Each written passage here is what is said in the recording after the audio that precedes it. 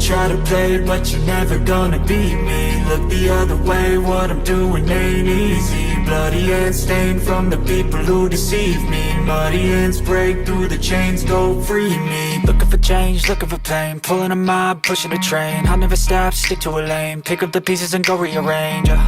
I'll be the best above all the rest, put me to the test and expect nothing less. You check as I'm chess, what's happening next? Yeah. He got the venom, a tangible weapon, no coming in second. This life is a lesson, he got a new engine from pain, it's a blessing. New focus, no guessing, just bold and obsession, all in his possession. You got their attention, I'll leave an impression and take your redemption. Just kill, no discretion, your mind is a weapon. 11-11, it's time for progression. You could try to play, but you're never gonna beat me. Look the other way, what I'm doing ain't easy. Bloody hands stained from the people who deceive me. Muddy hands break through the chains, go free me. People like sheep move feet, hurt it easy. You don't wanna be fast asleep when they scheming. Better stand tall, ready for a fight, believe me. When they try the chains, you can say no, free me. So he's been looking for somebody who could save him, instead of searching inside for what they gave him. A strong will, strong mind causes mayhem. We could change the world, change times, rearrange them. Staying on pace, running the race. Life is a chase, I don't want a place, I wanna be first. Work till it hurts, dehydrated thirst till I'm in a hearse. High ambitions and the right mind can take you so far. It's like you lived a few lifetimes. Take off, I'ma break off from the weak minds. They can stay soft, you can change lives, you create thoughts, never waste time. You got one shot, you got one life, better pop off. What do you like? Make a dream job. No 9-5, no mean boss, just my life and free thoughts. You could try to play, but you're never gonna beat me. Look the other way, what I'm doing ain't easy. Bloody hands stained from the people who deceive me. Muddy hands break through the chains, go free me. People like sheep move feet, hurt it easy. You don't wanna be fast asleep when they scheming. Better stand tall, ready for a fight, believe me. When they try the chains, you can say no, free me.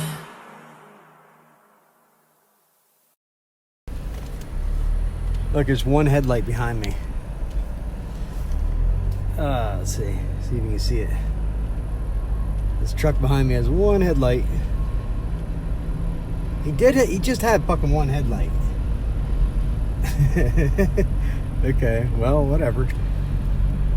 They say that they have their lights rigged up with a switch so they can just toggle their fucking one headlights on and off, right?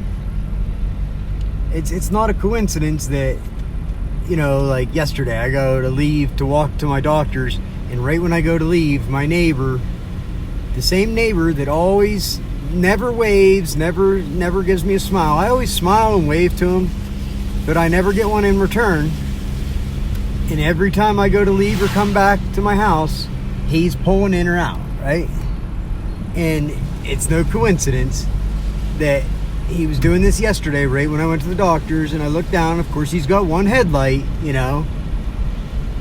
These are just things that they want me to mention it so that they can say, he's crazy, he's paranoid. It's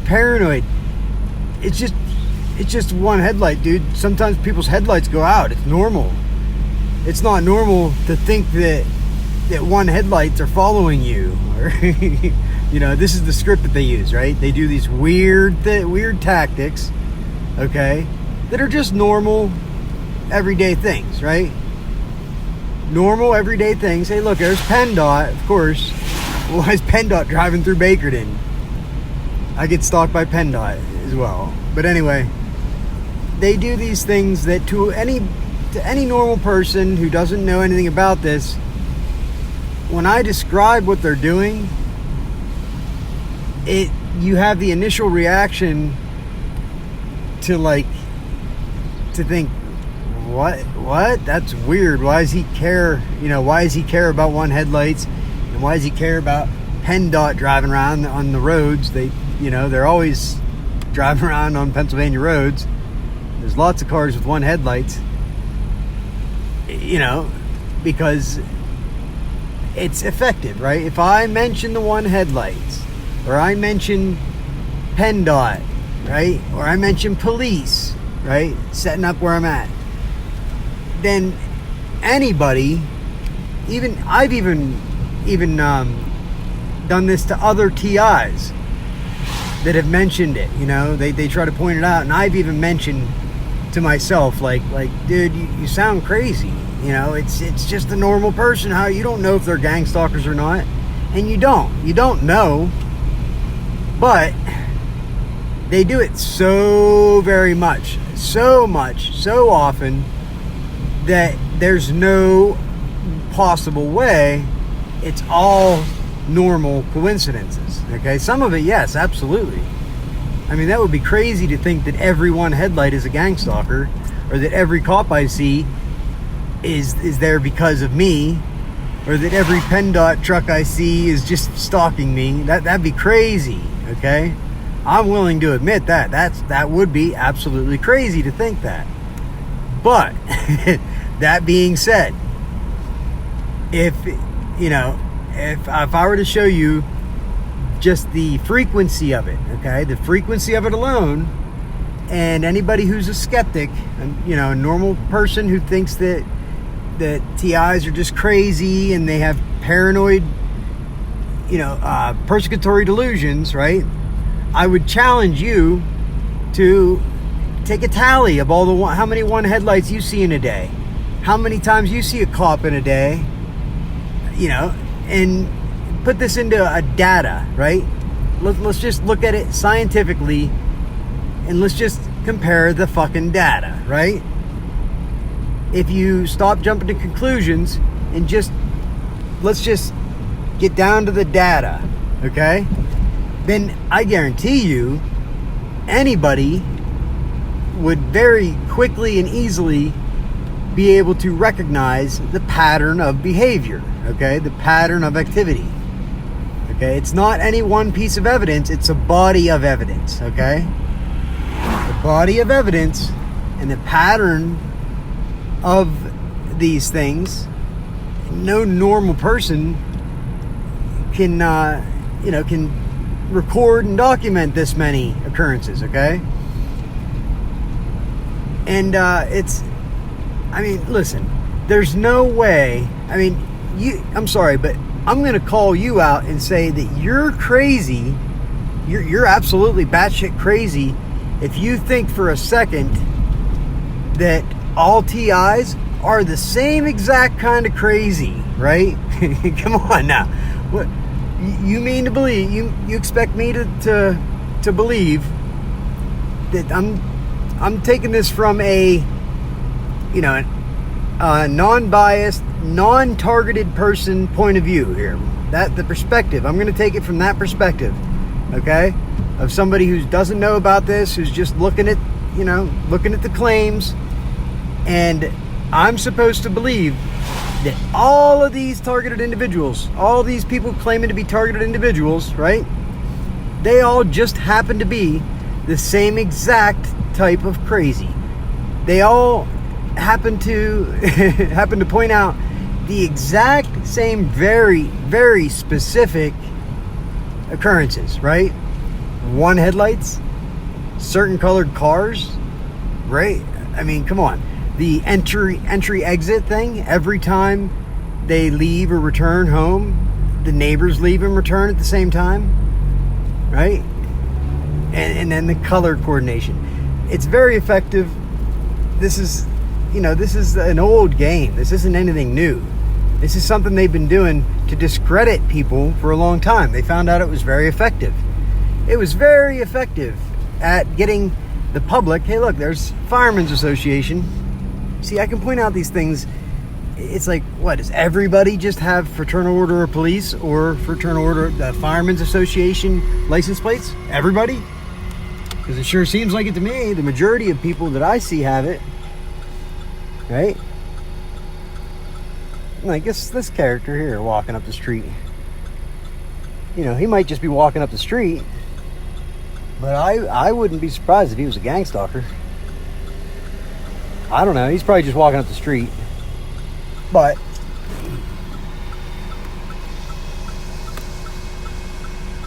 don't base your conclusions off of one video by one targeted individual, okay? You watch enough of them, you're going to come across enough little pieces of evidence, okay, that are undeniable. Okay, and then don't forget about those. You don't want to forget about the undeniable evidence, okay? That undeniable evidence, the little things that you can point out and nobody has an explanation for or an answer for, and it makes no sense at all unless what the targeted individual is saying is true. Okay? And at that point, it doesn't matter. Like they say, if all they need is one specimen, right, of Bigfoot, right, to prove the existence of Bigfoot. It doesn't matter how many, claims they make that you can't prove. All they need is one positive specimen, right? One piece of scientific fact, data. And then nobody can deny it anymore, right? Correct? So why doesn't the same apply to targeted individuals? There's so many undeniable pieces of evidence, okay? And you guys just want to deny them? Or you just want to forget that you ever see them?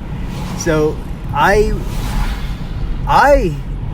would go out on a limb and say that anybody who still is a skeptic after seeing these undeniable pieces of evidence, you still want to believe that TIs are just crazy and the gang stalking isn't happening, I'm going to call you mental. Sorry, but you're suffering from what they call cognitive dissonance, okay? Cognitive dissonance is where it's too hard for your brain, right, to just accept that what TIs are saying is true. It's too hard for your brain to accept that scary truth, right? It's scary, right? Just because it's scary doesn't make it a conspiracy theory just because you call it one. It's just my observations, and I'm pointing stuff out to you. That's all I'm doing. It's harmless, right? I'm just harmlessly pointing stuff out to you. Why are you so afraid of it being true? Is it because then you have to throw away your belief systems? Your belief that your government would not waste that kind of, money and resources on a nobody, on somebody like me? Because that's hard for you to accept, that your government or any group of people for that matter, it's hard to accept that any group of people would waste the time, money, and resources to do this weird, stupid shit to me, right? To me, why? What the fuck do I, I just, I'm a low-level whistleblower. Hey, look, there's Metavan Express. I claim that the chief of police, I'm absolutely 100% honest in the truth when I say that the chief of police of PATTON is corrupt. He filed false police reports. He lied on an official police report and told civilians to lie, right? He coached civilians to lie, okay, about another civilian, to make up something just so that he could charge me with lying to a police officer.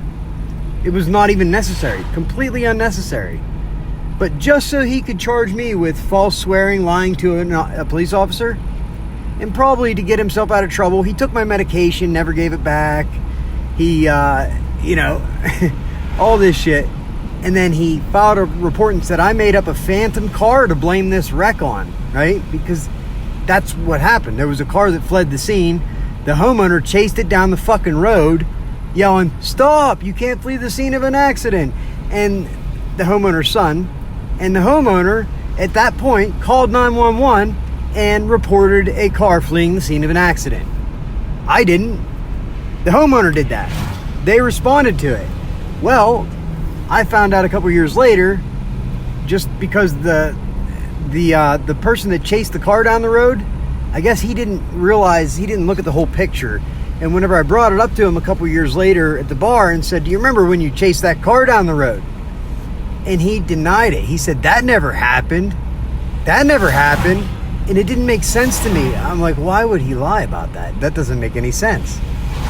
I was naive, right? And I didn't even comprehend or fathom that that they could have all conspired to do all this to me. Like, that was, believe me, I didn't put myself on as that high of an importance level that anybody would waste the time and effort to collaborate and make up a lie about me just so they could charge me. I just figured the cop charged me and that was it. But when he opened his mouth and said that never happened, that's when it all hit me, the gravity of the situation, and I realized, wow, that cop must have told him to lie.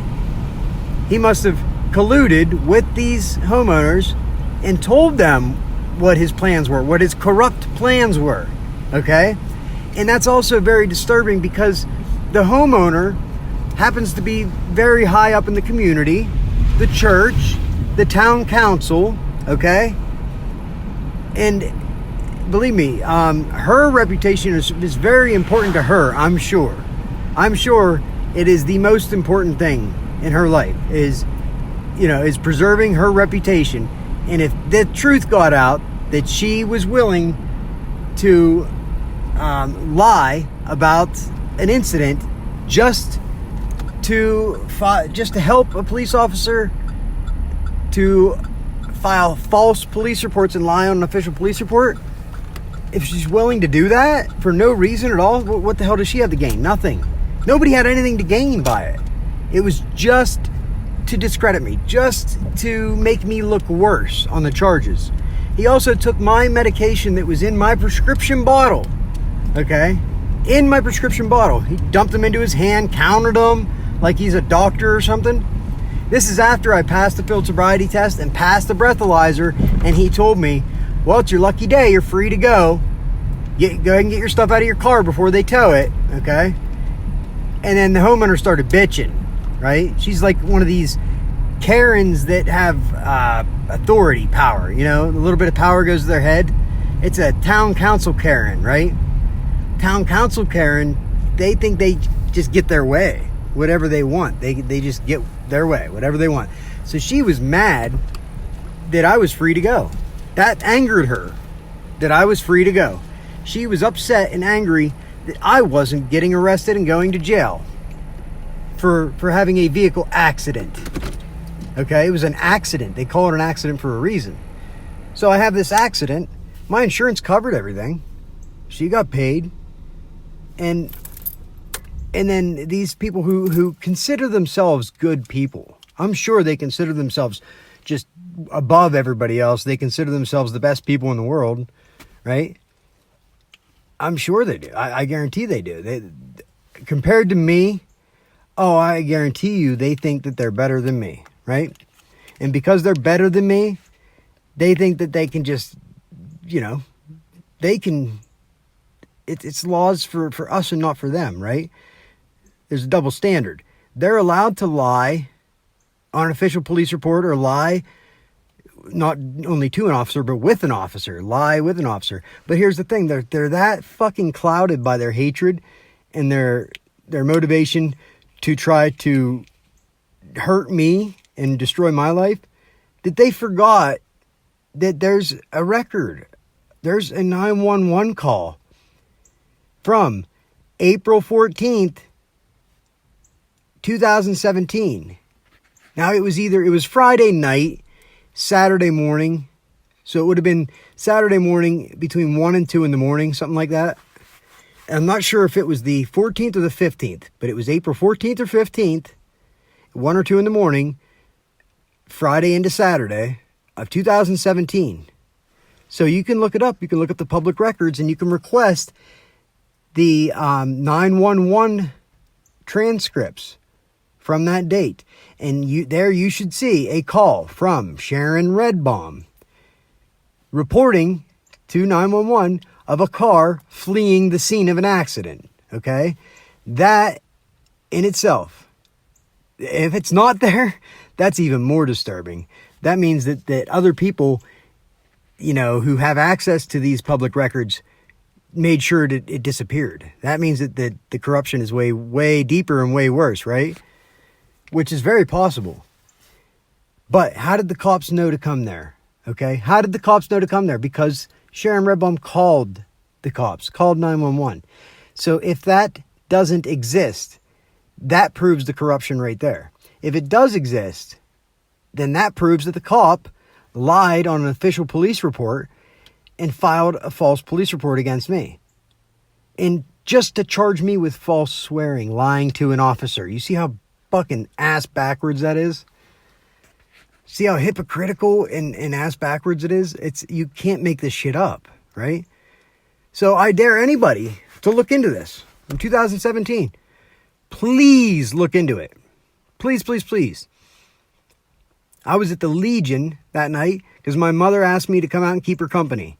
I came out, hung out with my mom, and I didn't lie to the officer. I drank 2 beers in a 4-hour period, and I had work the next day, and I was tired. I went home because I was tired.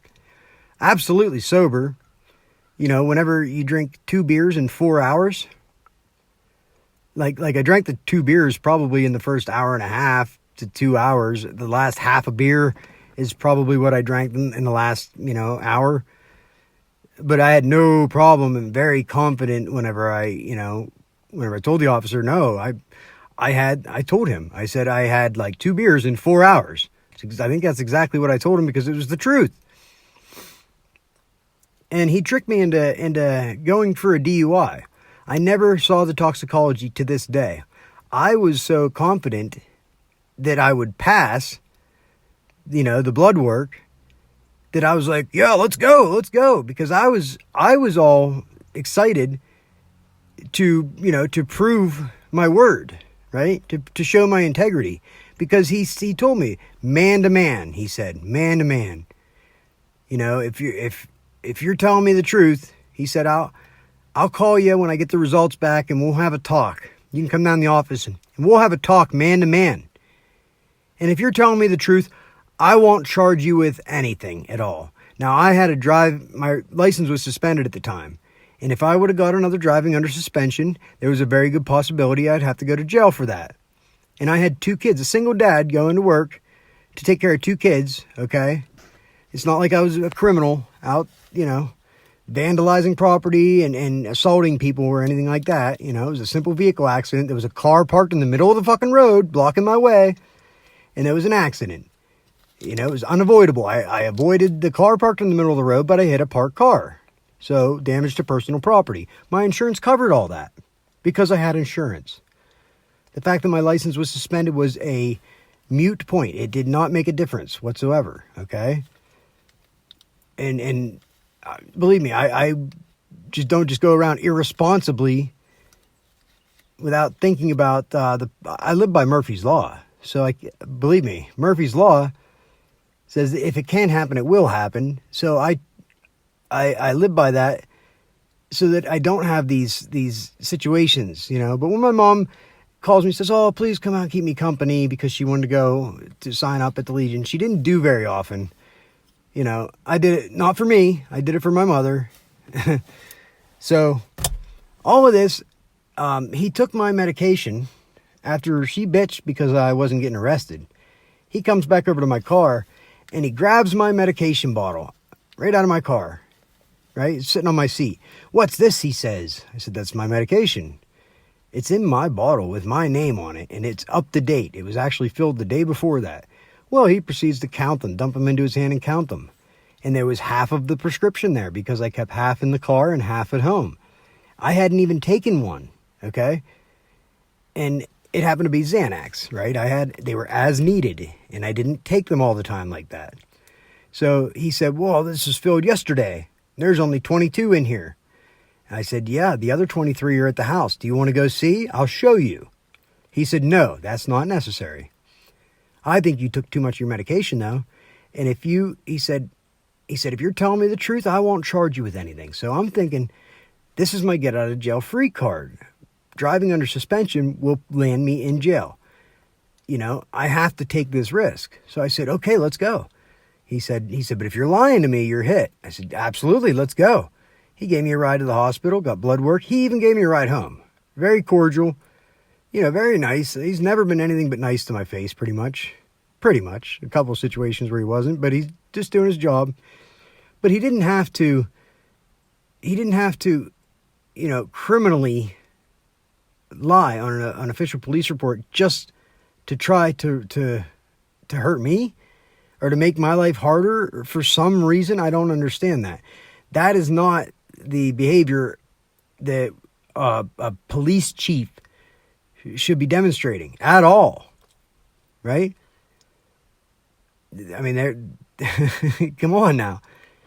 I get it. They want to get charges on everybody, and they charge you with everything they can. But when they go out of their way and they tell other civilians to lie, right?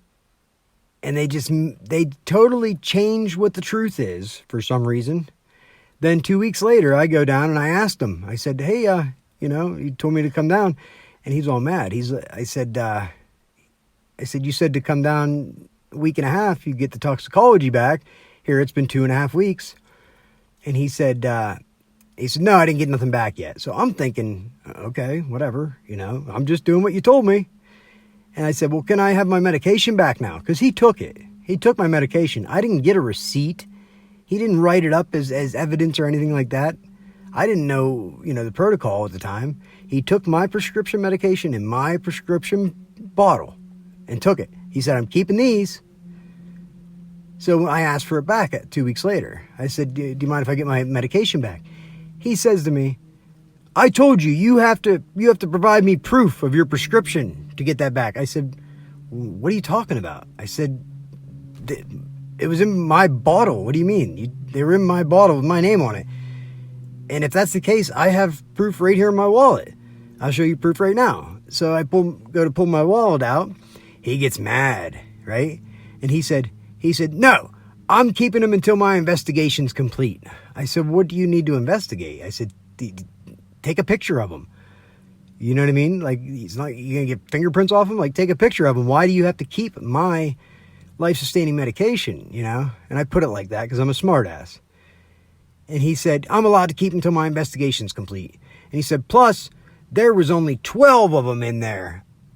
And I said, "What? No." I said, "There was 22. So he's going and changing the number around. I'm like, "No, there was 22. What are you talking about?" I'm like, "Is his memory going or what?" So I can speculate as to why he was saying these things very loudly in the middle of town, outside at 3:30 in the morning. Then he raises his voice and he said, "You know what?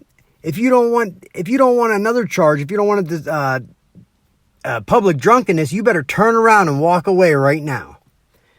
So you know what I did? I turned around and walked the fuck away. I didn't want another charge. You know what I mean? What am I supposed to do? And I just thought, the next 3 months went by. There's a statute of limitations on the driving under suspension of 90 days. That's all I'm worried about. I know that I'm good on the rest. I didn't lie to him, right? And I'm thinking, okay, he's not getting a hold of me, so maybe he just wants to keep my meds. I'm happy with that. He can have my meds. If I'm I'm willing to accept that if it means I don't have to go to jail for driving under suspension. Okay, so I waited the 90 days and nothing came. I'm all happy. Then I get a certified letter in the mail, and sure enough, it's a stack of charges. I'm like, no. You can't do this. It's after the statute of limitations.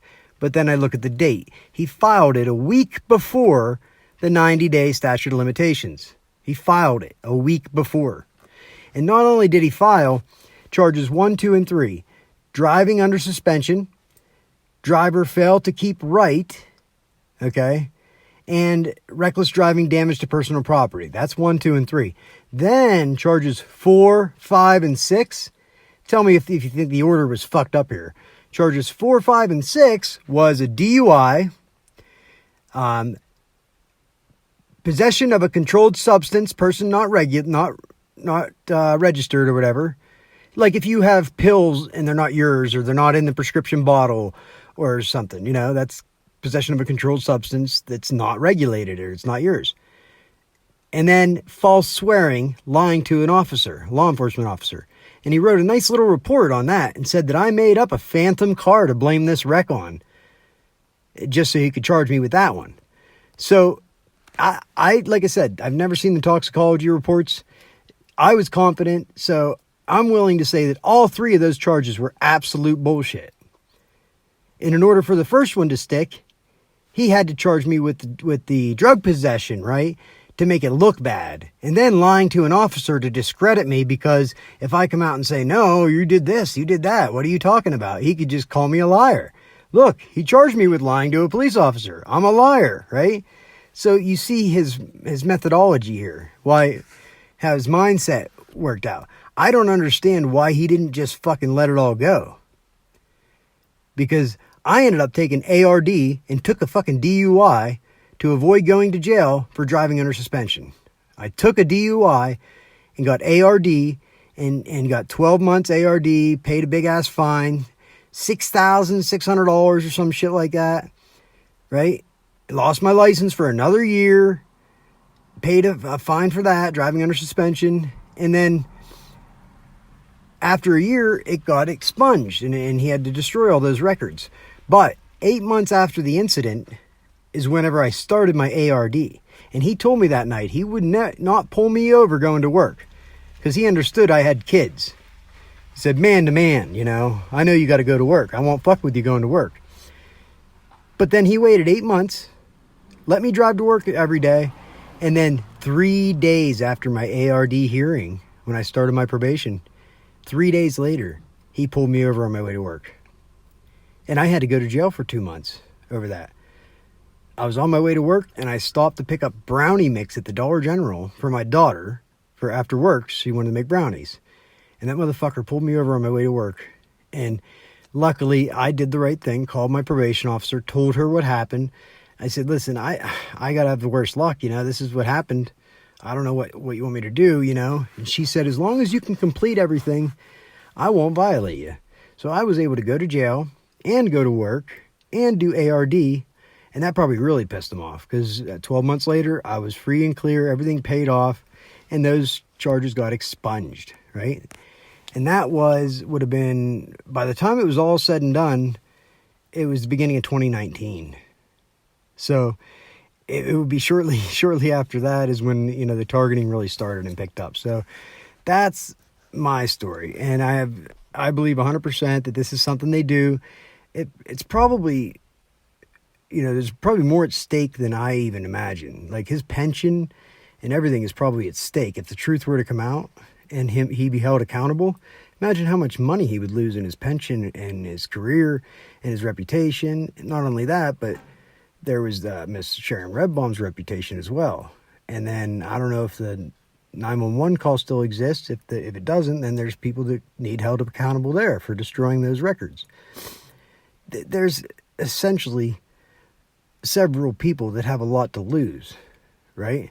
By discrediting me and doing this shit. So I'm just throwing that out there, So I don't know. You be the judge. But I would love for somebody else to look into this and, dig into the truth and do the right thing and see that somebody's held accountable, because they made sure to intimidate me and let me know that if I do anything that they're going to come after me. They tried to kill me twice already. So let's see if this gets anywhere or does anything. Be good or be good at it.